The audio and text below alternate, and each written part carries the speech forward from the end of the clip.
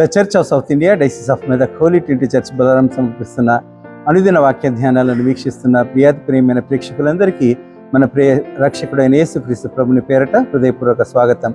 ఇవి కూడా దేవునికి మొరపెట్టినవి, these also cry unto God. ఈ అంశంపై మన ప్రియ సంఘ సభ్యులు శ్రీమతి పి జాయిస్ కిరణ్ గారు మరి లెంట్ సందేశాలలో భాగంగా మనకు వినిపిస్తుండగా ఈ సందేశాన్ని విందాం. సందేశానికి ముందు ఈ భక్తి గీతం.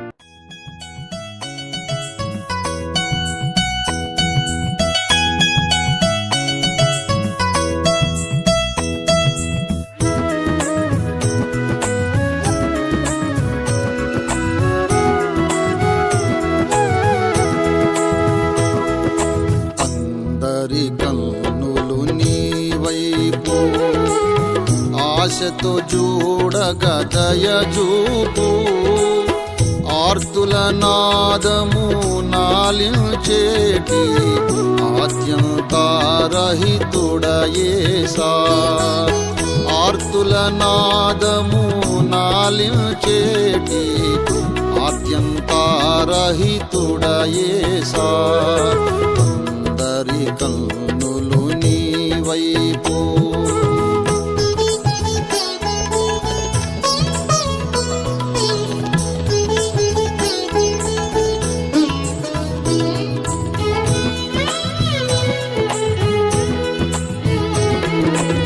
వృక్షములందున పక్షులు ఎల్ను కూడును కాటగా నేర్పితివి.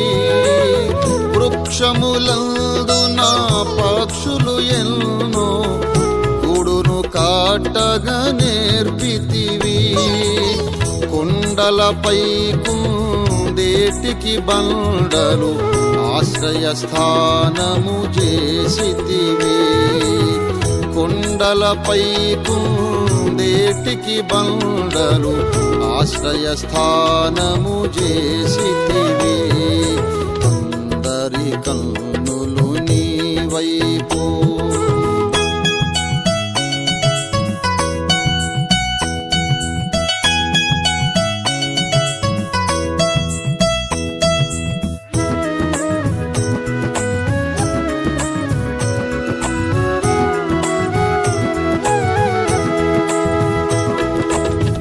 అడవిలో సింహము ఆకలితోను అల్లాడుచును యున్నది. అడవిలో సింహము ఆకలితోను అల్లాడుచును యున్నది. నీ హస్తములో ఆహారముకై నిలబడి చూచుచునున్నది. నీ హస్తములో ఆహారముకై నిలబడి చూచుచునున్నది. అందరి కన్నులు నీ వైపు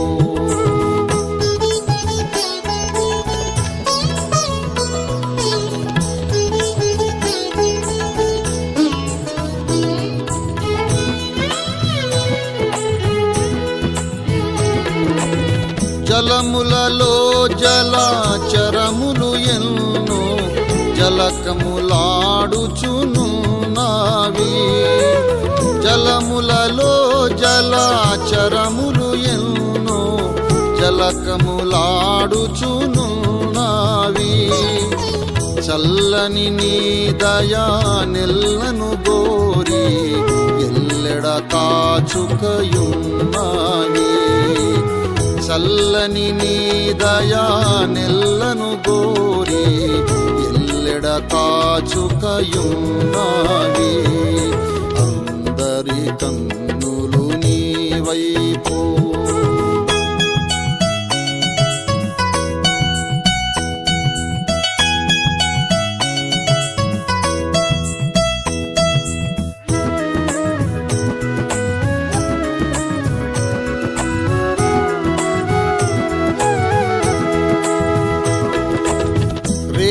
పగలు ఉదయాస్తమయములు పాటుపడుచును మానవులు.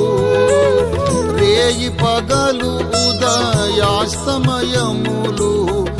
పాటుపడుచును మానవులు కలతలలో కన్నీటిని దుడిచే కర్తగుని దరి కరిగెదరు కలతలలో కన్నీటిని దుడిచే కర్తగుని దరి కరిగెదరు అందరి కన్నులు నీ వైపు.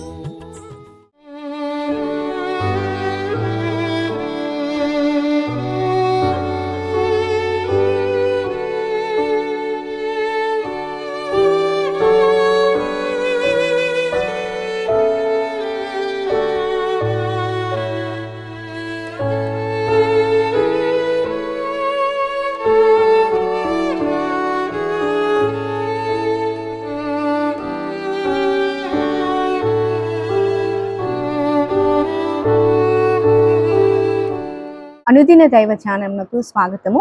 ప్రభు అయిన యేసుక్రీస్తు నామంలో మీ అందరికీ శుభములు తెలియజేయుచున్నానండి. ప్రార్థించుకుందాము. ఆరాధనకు యోగ్యుడా మా యేసయ్య, మీ యొక్క ఘనమైన నామానికి స్తుతులు స్తోత్రములు ప్రభా. తండ్రి, మరి ఇదిగో నాయన, ఈ లెంట్ కాలంలో తండ్రి మమ్మల్ని ప్రవేశింపజేసి మీ యొక్క దీవెనలు మాపై కుమ్మరించుతున్నందుకు వందనాలు ప్రభా. మరి మీకు ఇష్టం లేని అన్నీ కూడా తండ్రి మాలో నుండి తీసివేసి మీకు పనికి వచ్చే పాత్రలుగా మమ్మల్ని మార్చుకున్నామని, మరి మీ వాక్యాన్ని ధ్యానించుండగా మీ యొక్క జ్ఞానాన్ని మాకు అనుగ్రహించి మరి వాక్యానుసారమైన జీవితాన్ని మేము జీవించుటకు మీ యొక్క కృపను మీ యొక్క జ్ఞానాన్ని మాకు అనుగ్రహించమని నజరేయుడైన యేసుక్రీస్తు నామంలో ప్రార్థించి వేడుకుంటున్నాను ప్రభా, ఆమేన్. ప్రియులారా, మరి ఈరోజు దేవునికి మొరపెట్టిన వాటి గురించి మనము ధ్యానించుకుందాము. యాకోబు పత్రిక 5వ అధ్యాయము 4వ వచనంలో ఇలా రాసి ఉందండి. ఇదిగో, మీ చేలు కోసిన పని వారికి ఇయ్యక మీరు మోసముగా బిగపట్టిన కూలి మొరపెట్టుచున్నది. మీ కోత వారి కేకలు సైన్యములకు అధిపతియగు ప్రభు యొక్క చెవులలో చొచ్చియున్నవి. ఇక్కడ మరి బైబిల్ గ్రంథంలో చూసినట్టయితే ఎంతో మంది ప్రవక్తలు కానీ మరి గొప్ప గొప్ప వ్యక్తులు దేవుణ్ణి మొరపెట్టినట్టు మనము చూస్తాము. మరి ఇక్కడ వ్యక్తులు కాకుండా ఇక్కడ ఒక కూలి వేజెస్ అన్నది మరి దేవుణ్ణి మొరపెడుచుందండి. చాలాసార్లు మరి మన జీవితాల్లో కూడా మనము చాలా లైట్గా తీసుకుంటాము, సులువుగా తీసుకుంటాము, ఎంతో మందితో పని చేయించుకుంటాము. కానీ వారికి సంబంధించిన మరి జీతముకు సరిగ్గా ఇవ్వకుండా మనం నెగ్లెక్ట్ చేస్తుండవచ్చు. మరి ఇక్కడ చూసినట్టయితే వారు చేసిన పని యొక్క కూలిని మనము బిగపట్టవద్దంట, నెగోషియేట్ చేయొద్దు.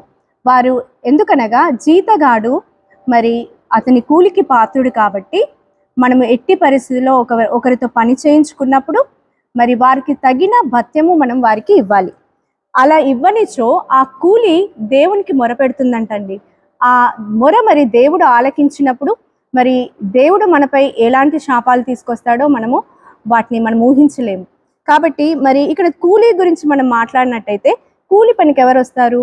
మామూలుగా పెద్ద గొప్ప వాళ్ళు ఎవరు కూలి పని చేయరండి. బీద వాళ్ళు వారి యొక్క దైనందిన జీవితాన్ని మరి గడుపుకోవడానికి అనగా డైలీ వేజెస్ వారికి వచ్చిన చిన్న జీతంలో మరి రోజు కూలీ ద్వారా వారికి కావాల్సిన ఆహారాన్ని సంపాదించుకునే వాళ్ళే కూలి పనికి వస్తారు. మరి అలాంటి కూలి వారి దగ్గర మనము కూలిని బిగపట్టి దాన్ని తగ్గించి మనం ఇచ్చినచో మరి మనము శాపగ్రస్తులం అవుతాము. ఎందుకనగా ఆ కూలి మరి దేవునికి మొరపెడుతుందంటండి. కూలి బిగపట్టడమే కాకుండా ఈరోజు చేసిన కూలి వారికి ఇవ్వకుండా మరుసటి రోజుకి మనం పోస్ట్పోన్ చేసినా కూడా అది మరి దేవుడు మనల్ని అడుగుతాడంట దాని లెక్క. లేవి కాండంలో చూసినట్టయితే 19వ అధ్యాయము 13వ వచనములో ఇలా ఉంటుంది.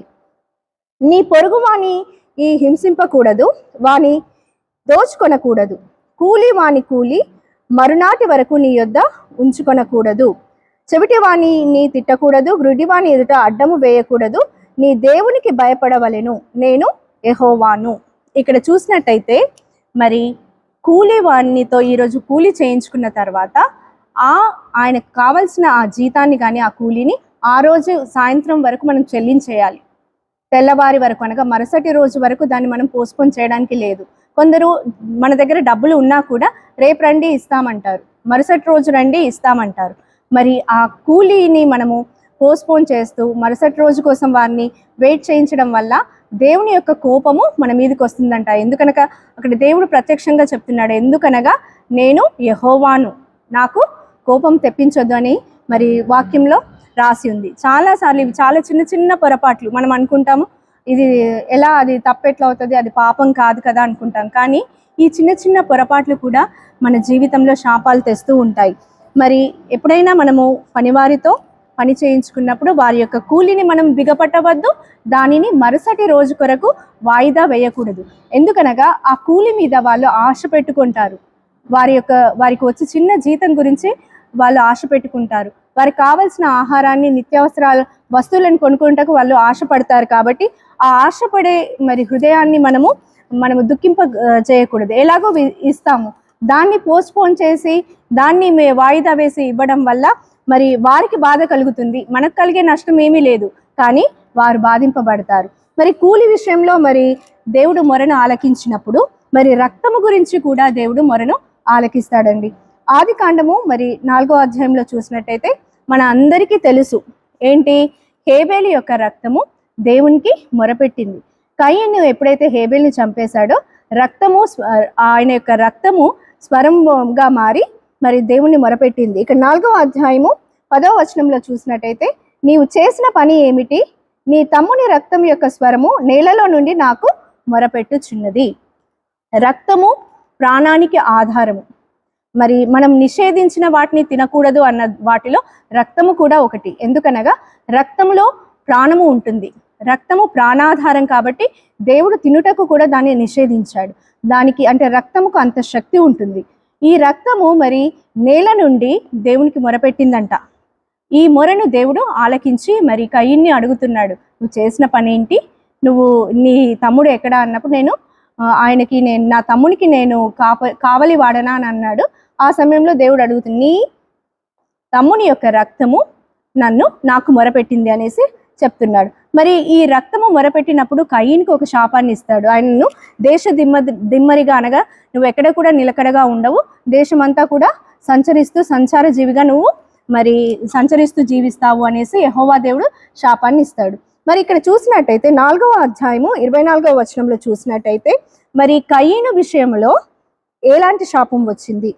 ఓ అదా, ఓ సిల్లా, నా పలుకు వినుడి, లేమేకు భార్యలారా నా మాట ఆలకించుడి.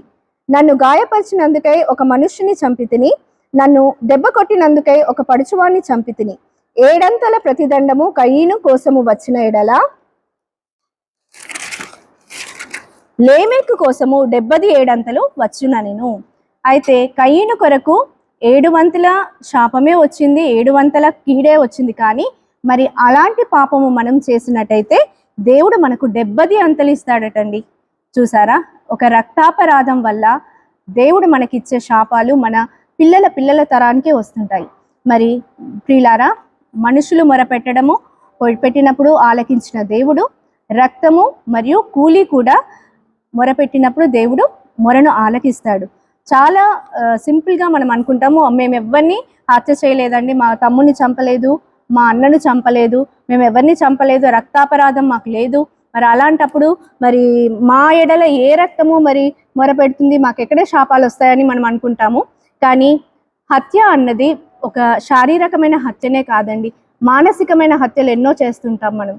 ప్రొద్దున లేచిన నుండి ఇతరులను దూషించడము, లేకపోతే మానసికంగా హింసించడము, ఇలాంటి పనులు చేస్తుంటాము. మరి ఈ హత్యలు కూడా దేవుడు మరి కౌంట్లోకి తీసుకుంటాడు. ఒక మాట ద్వారా ఒక మనిషిని హత్య చేస్తాము, వాళ్ళని అనకూడని మాటలు అంటుంటాము. దీని యొక్క మొర కూడా మరి ఎవరైతే ఆ వ్యక్తి బాధపడతాడో ఆయన యొక్క హృదయము మరి దేవునికి మొరపెడుతుంది. దాని యొక్క శాపం మన పైనకి వస్తుంది. కాబట్టి ప్రియులారా, మన జీవితంలో చిన్న చిన్న విషయాల్లో కూడా మనము జాగ్రత్తగా ఉండాలి. ఎదుటి వ్యక్తుల పట్ల అనగా మనకంటే కొంచెం తక్కువగా జీవించే వారి పట్ల ప్రేమానురాగాలతో ఉండాలి. కూలివారు కదా, మరి వాళ్ళకి డబ్బులు ఇస్తే ఏముంది, ఇవ్వకపోతే ఏముంది, రేపిస్తాంలే అని మనం నెగ్లెక్ట్ చేసినట్టయితే ఆ శాపాలు మనపైకి వస్తాయి. మరి ఇలాంటి కాలంలో మరి ఇలాంటి చిన్న చిన్న పొరపాట్లు మన జీవితంలో నుండి తొలగించుకొని మరి మన జీవితాలను సరిచేసుకుంటకు దేవుని యొక్క కృప కొరకు ప్రార్థించుదాం.